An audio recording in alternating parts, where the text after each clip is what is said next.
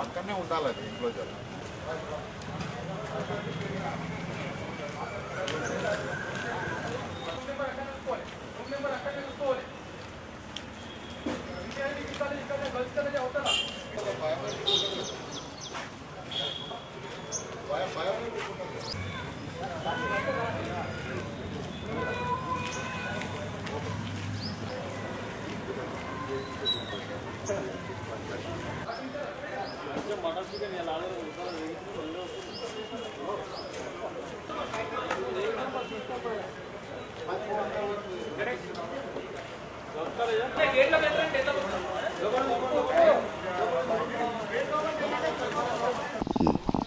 ఈరోజు మహబూబ్నగర్ జిల్లాలో group 1 preliminary exam జరుగుతుంది. టోటల్గా 15,100 మంది క్యాండిడేట్స్ ఎగ్జామ్ రాయబోతున్నారు. టోటల్ 36 సెంటర్స్లో ఉన్నది.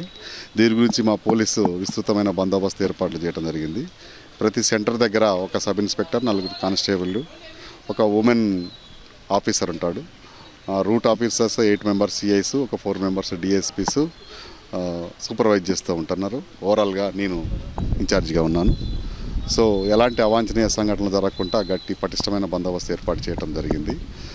10 o'clockకి